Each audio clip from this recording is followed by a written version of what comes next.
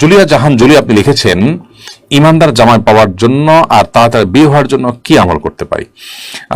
প্রথমত আল্লাহ রাব্বুল কাছে দোয়া কবুলের সময়গুলোতেই কায়মুল বাক্যে দোয়া করবেন, আল্লাহর কাছে প্রার্থনা করতে থাকবেন, দুই হাত তুলে চাইতে থাকবেন।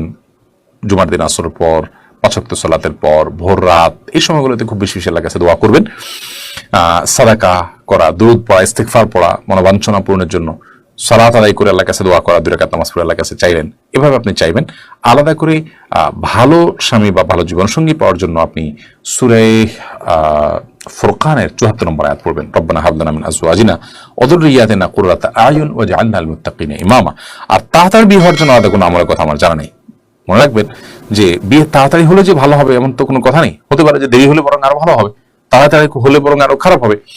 আমরা নির্দিষ্ট কোনো জায়গায় নির্দিষ্ট কোনো সময় বিয়ে হওয়াটাকে আমাদের জন্য কল্যাণকর মনে হলে আমরা সেটার জন্য মরিয়া হয়ে যায় এবং মনে করি যে আল্লাহ আমাকে এটা কেন দিচ্ছেন না।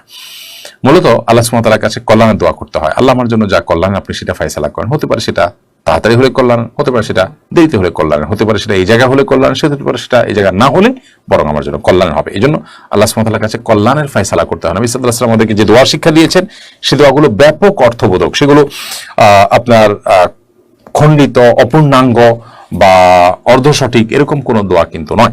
আমি যদি বলি আল্লাহ আমাকে এত টাকা দেন, আমি মনে করি যে এত টাকা হলে বোধহয় আমার নিড পূরণ হয়ে যাবে, এত টাকা হলে বোধহয় আমার চাহিদা পূরণ হয়ে যাবে, আমি সেজন্য আল্লাহ তাআলার কাছে এত টাকা চাচ্ছি। অথচ এইভাবে দোয়া করাটা দোয়ার আদব এবং শিষ্টাচারের পরিপন্থী। কারণ আমি যে এত টাকা চাচ্ছি মনে করছি যে এই টাকাটা পেলে বোধহয় আমার প্রয়োজন পূরণ হয়ে যাবে, আমার আর কিছু লাগবে না, সেটা আমি কিভাবে নিশ্চিত হলাম? নিশ্চয়ই সেটি ধারণা প্রসূত। এই জন্য আল্লাহ তাআলার কাছে শান্তি চাইতে হয়। নবী সাল্লাল্লাহু আলাইহি ওয়াসাল্লাম আল্লাহর কাছে কোনো টাকার ফিগার চান নাই, কোনো বিশেষ আলাদা এরকম করে কিছু সাধারণত চাইতেন না। তিনি বলতেন আল্লাহুম্মা ইন্নী আসআলুকা আল আফিয়া ফিদ দুনিয়া ওয়াল আখিরা। আল্লাহ আপনার কাছে দুনিয়া আখিরাতে আমি সুখ চাই। সুখের জন্য কত টাকা লাগবে, কোন গাড়ি লাগবে, কোন বাড়ি লাগবে, কোন সঙ্গী লাগবে সেটা আপনি জানেন। আমি সুখ চাই, আমি শান্তি চাই। এভাবে আল্লাহর কাছে দোয়া করাটা দোয়ার আদব। আরিফুর রহমান।